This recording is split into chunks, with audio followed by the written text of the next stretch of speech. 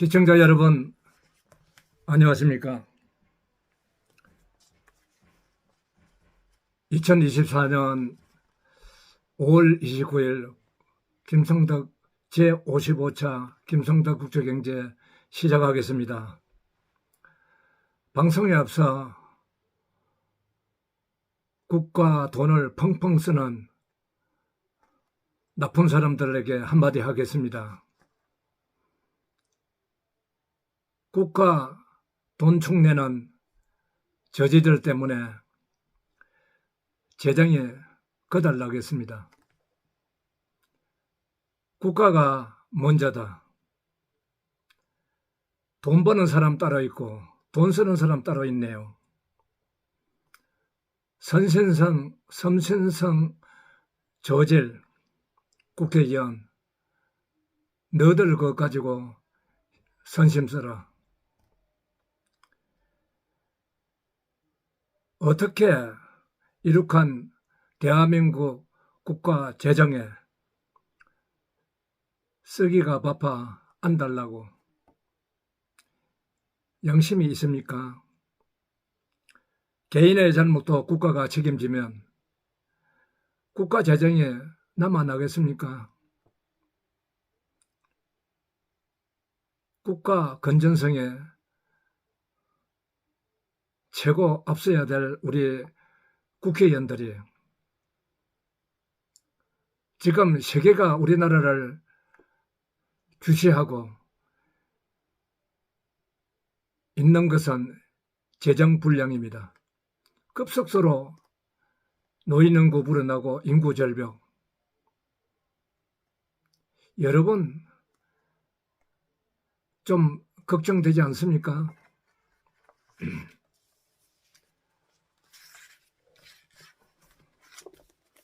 전해야 될 진실.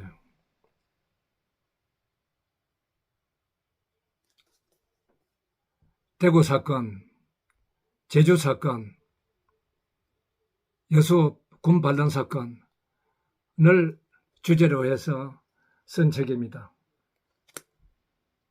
여러분 좀 읽어보면 좋겠습니다. 특히 국회의원들, 이 세 사건이 어떻게 일어난지도 모르는 국회의원들, 여러분들이 국회의원 자격이 있는 사람들입니까? 저는 다 이야기하는 거 않습니다. 그런 저질들, 그런 실력이 없고 공부 안 하고 책 안 읽은 한국사 교육을 거꾸로 한 사람들에게 말씀을 드립니다. 국가가 먼저다. 우리가 가난의 결핍을 누가 해결했습니까? 정교용 회장님, 그리고 삼성 이병철 회장님, 박태준 회장님, 그리고 세계와 우리의 눈을 세계로 돌리게 한 김우중 회장님, 그리고 LG, SK, 우리 가난을 해결한 분들입니다. 우리가 좀 산다고 올챙이 시절을 잊어버리는데,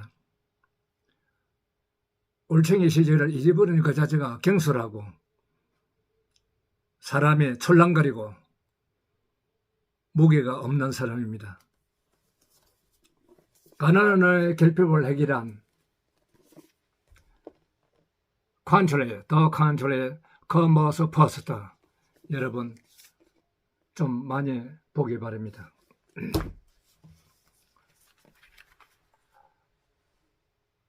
오늘의 강론은 경제성장, 서민 경제는 과연 어디로 갔는가? 삼성전자가 작년 24년 영업실적에 11조 5천억의 영업 부진으로 마이너스입니다. 그래서 삼성전자가 작년 2003년 결산을 해서 올 3월 달에 세금을 내야 되는데 세금 한 푼도 내지 않고 있습니다.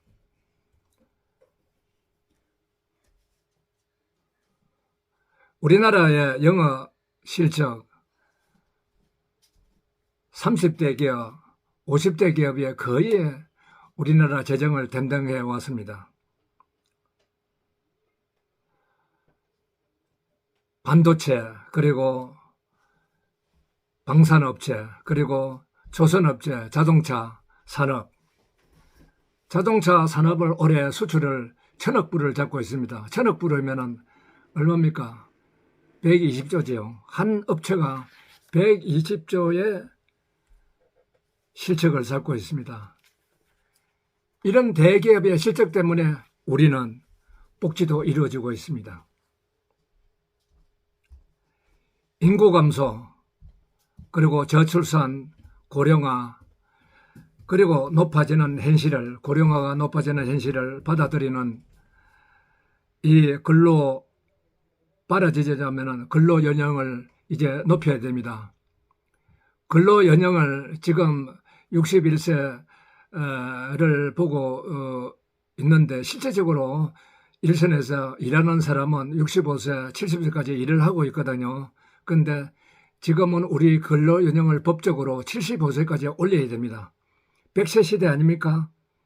정년 60회수로 근로 연령을 70회수로 올려야 됩니다. 100세 시대에 30년 공부하고 45년 일하고 25년 내지 30년을 노후로 살아야 가는 경제 연령, 우리는 현실적으로 받아들여야 됩니다. 근로자들이 오래 일할 수 있는 환경을 만들어야 됩니다. 인구는 절벽이고 산업인구는 없어지는데 그러면 대책이 무엇입니까? 국가는 돈을 주어 애를 낳게 하는 현실, 이거는 저는 온당하게 보지 않습니다. 돈 때문에 아이를 낳는다.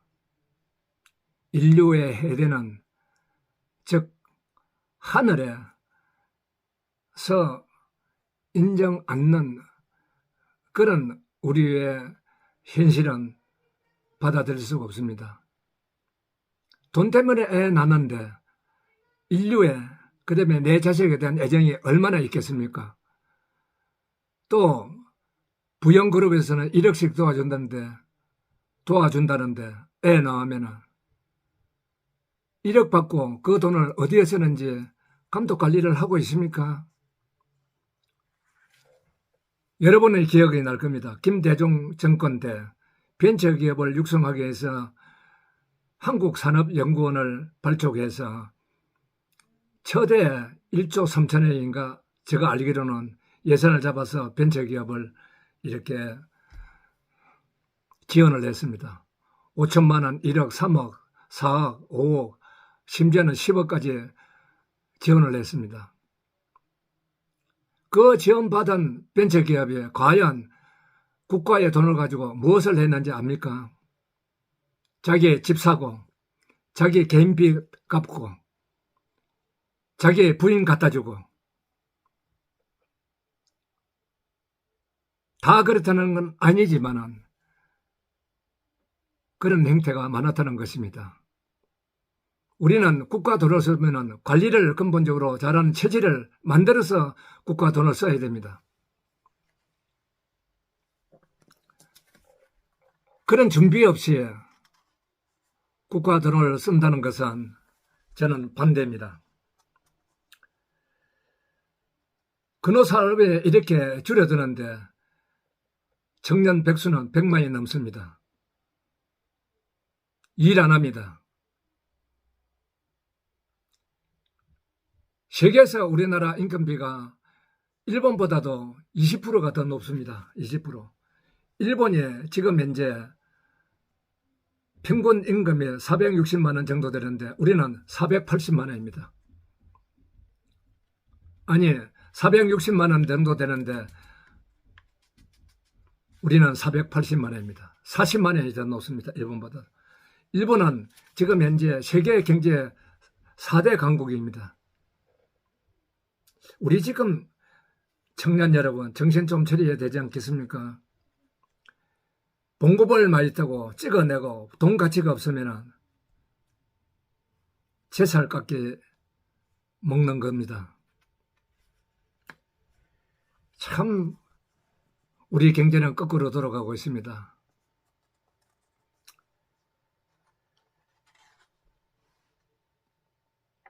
누가 늙어가지 않다고 봅니까? 40년을 일해도 미래 우리가 35년, 40년을 더 살아야하는 미래를 준비할 수 있겠습니까? 교육연금, 복지, 그 다음에 의료 시스템을 개편할 필요가 있습니다. 연령 수입을 재편해야 합니다. 75세로 근로연령을 높여야 합니다. 정부 부채 2024년 GDP를 대비해서 블룸버그 인텔리전스 보고에 의하면 56.6% 우리 정부 공기업 부채입니다. 공기업 부채가 42%를 넘어가면 위험수위에 오릅니다. 우리는 벌써 위험수위에 올라서 우리 경제는 지금 망가지고 있습니다. 망가지면 돈 찍어낸다고요? 돈 없으면 돈 찍어내면 됩니까? 돈 가치가 없으면 어떻게 되겠습니까? 봉급을 좀 많이 받고 그것이 문제가 아닙니다. 돈의 가치가 있어야 됩니다. 국가든 우리나라 환율 가치가 있어야 국제적으로 있어야 되는 겁니다. 이 가치가 망가지면 어떻게 되겠습니까?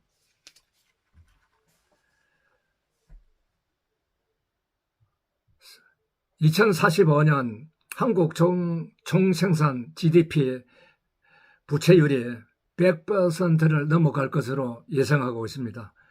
이 통계는 블룸버그 블룸버그 인텔리전스에서 통계한 것입니다. 세계 악성 부채가 우리나라는 안고 가야 합니다. 여기에 대해서 국회의원들, 저는 자아 쪽에 민주당은 제쳐놓고라도 국민의힘은 얼마나 국가 경제에 대해서 지금 신경을 쓰고 현실을 갖다가 잘 파악하고 있습니까? 여러분들 이상한 정치하지 마세요. 국민을 위해서 정치하기 바랍니다. 이런 여파는 저출생 그리고 고령화, 의료 서비스가 우리나라를 인프라를 조정하고 또는 국가 재정을 손실시키는 것입니다.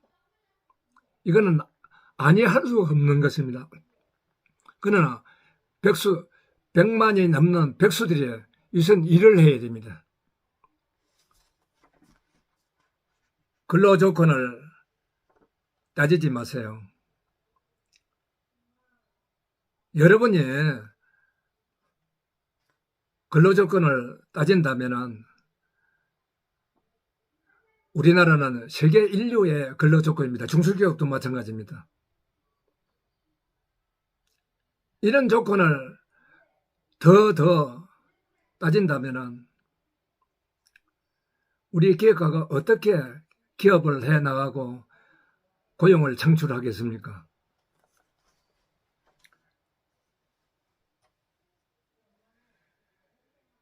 우리는 정신 차려야 합니다.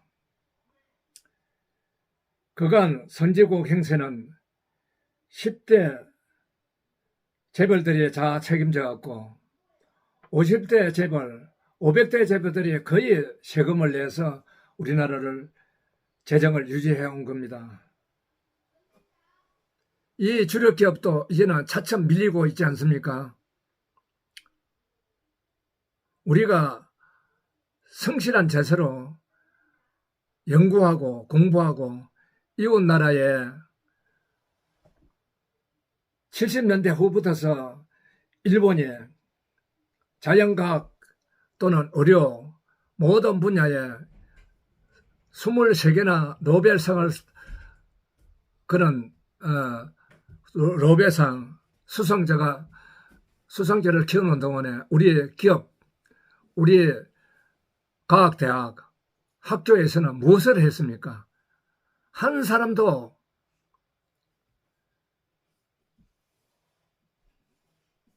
배출하지 못했지 않습니까?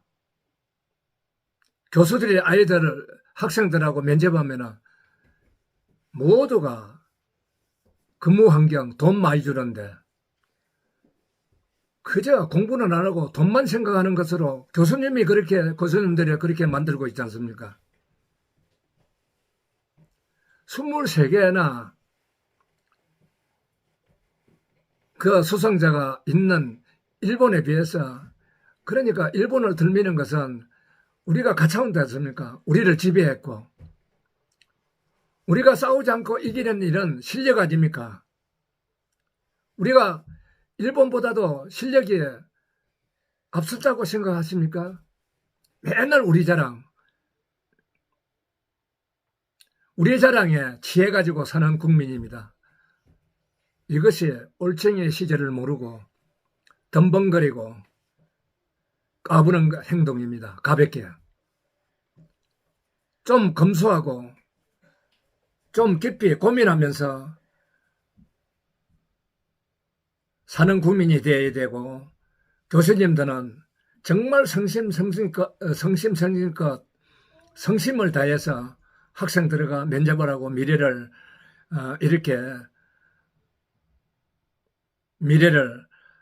키우는데 할애해야 될 것입니다. 참 제가 걱정입니다. 의사들의 이번에 스트라이크. 저는 제가 사업을 과거할 때 병원도 운영을 했습니다. 의사의 생리를 너무나 잘 압니다.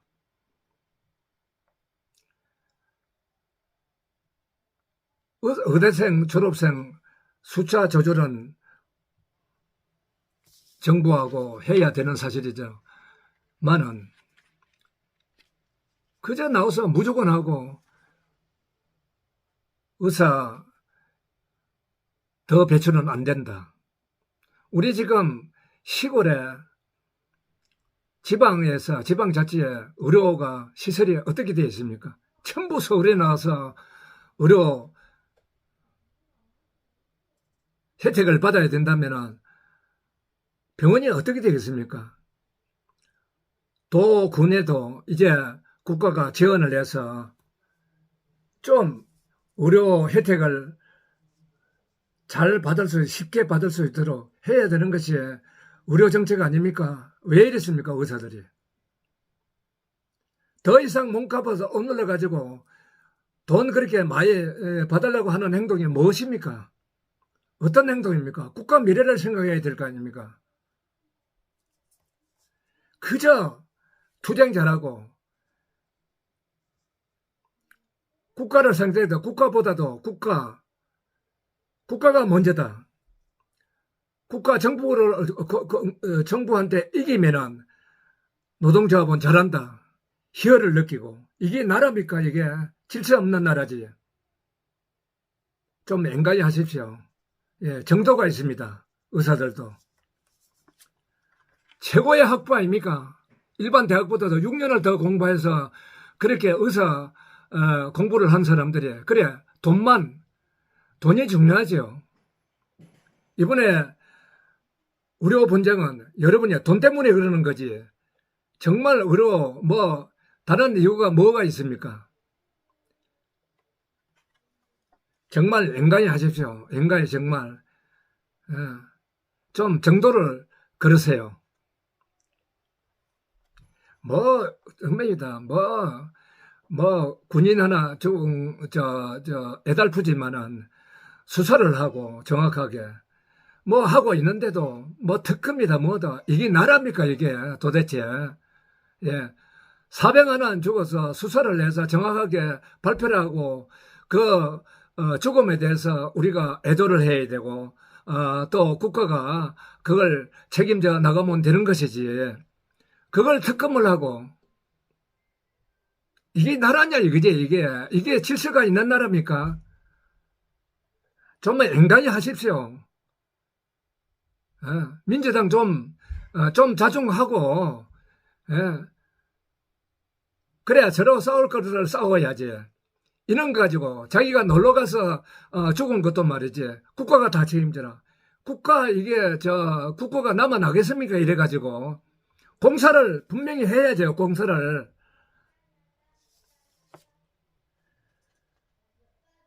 나라가 담당하기 어려울 겁니다.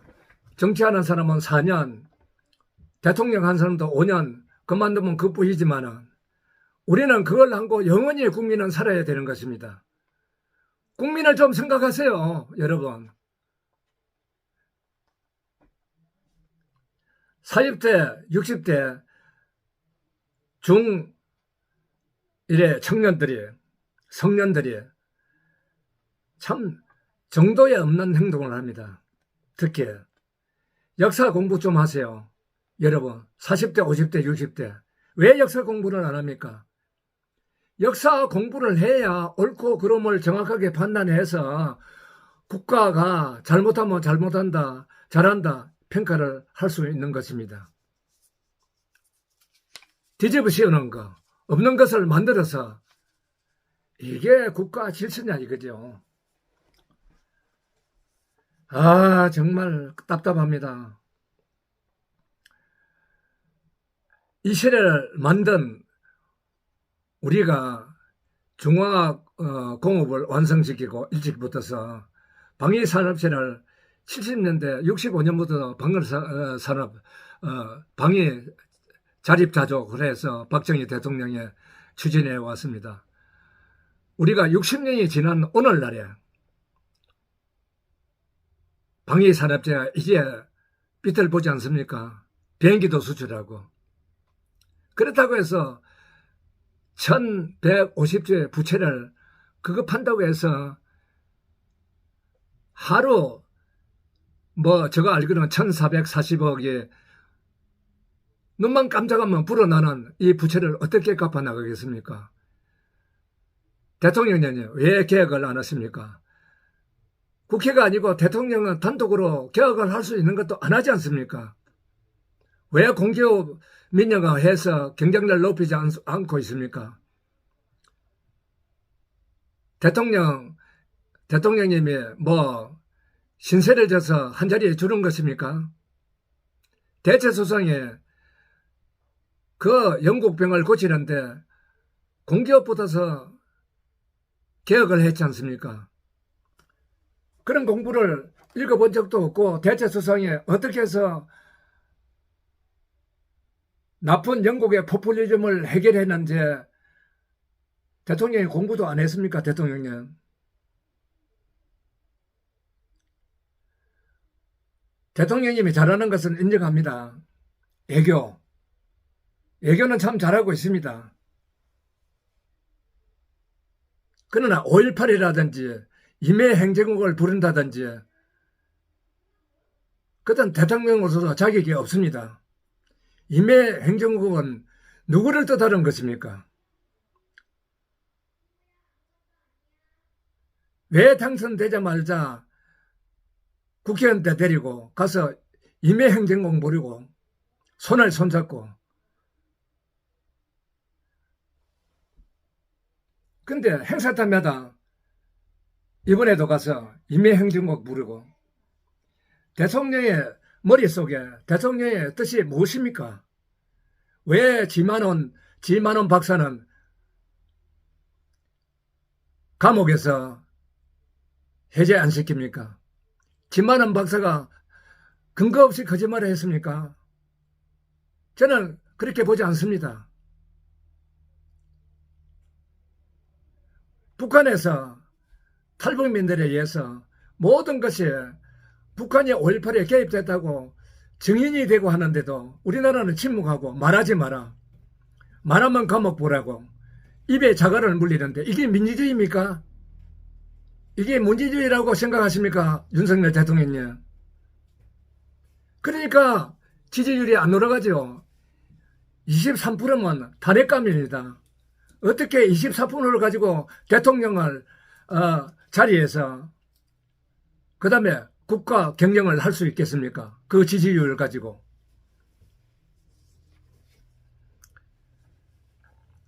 정말 참 한자를 불못 잡아서 자기들 봉급 올리려고, 그리고 협회 회장도 강력한 데모 잘하는 사람만 뽑아서 투쟁하고, 이것이 엘리트들이 할 일입니까? 이것이 왜 이렇습니까? 도대체 왜 이렇습니까?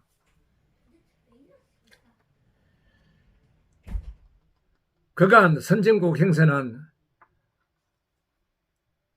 10대 재벌 기업에 의해서 500대 기업 1000대 순위까지는 다 자기의 힘으로 할 수 있는 나라가 되었습니다. 이런 현실에서 우리가 정치만 좀 잘해주고 상생의 정치로 여야를 막론하고 상생의 정치하고, 그 다음에 자꾸 검찰 정부 그 소리 듣게 대통령님 하지 마세요. 수사만 제재를 하면서 결론을 낸 게 뭐가 있습니까? 왜 수사를 하는 척 하면서 결론을 내지 못하고 있습니까? 윤석열 대통령님. 나는 이해가 안 갑니다. 대통령께. 5.18에 대한 인식보다도 대통령님은 전환이 있어야 되는 거 아니냐, 정확하게. 어떤 인식에서 인명행정을 벌이고 하는지 모르겠지만 저는 그는 대통령으로 인정할 수가 없습니다. 시청자 여러분, 제가 좀 흥분했습니다. 정말 따뜻합니다.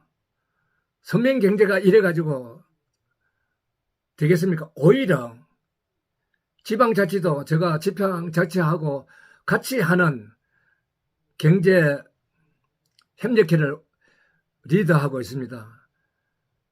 지방자치 경제, 그 다음에 국제적인 지방자치 정부와 일을 하는데 저는 누구보다도 정보가 빠릅니다. 우리 지방자치는 끼리끼리 오히려 더 60년대 70년대보다도 더, 그러면은 전라도에서 620만 지방자치 국회의원 전부 다 민주당에 당선됐는데 그게 정확한 국가 운영입니까? 전라도 사람들 좀 묻고 싶습니다. 그게 전라도의 그게 본심입니까? 그러지는 않겠지요.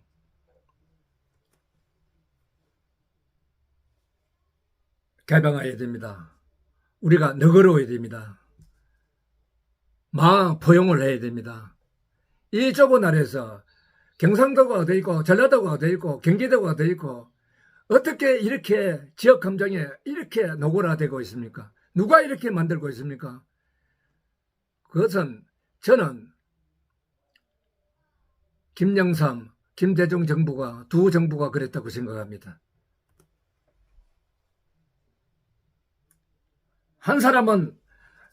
한 대통령은 IMF 경제 식민지 만들고, 한 대통령은 경제 북한 퍼주고 4억 6천만 불 보내고, 안보보강청 북한은 행복이 만들 기술도 의지도 없다. 김대중 대통령이 단적으로 그렇게 표현했지 않습니까? 국민은 대통령 한마디에 다 움직이는 겁니다.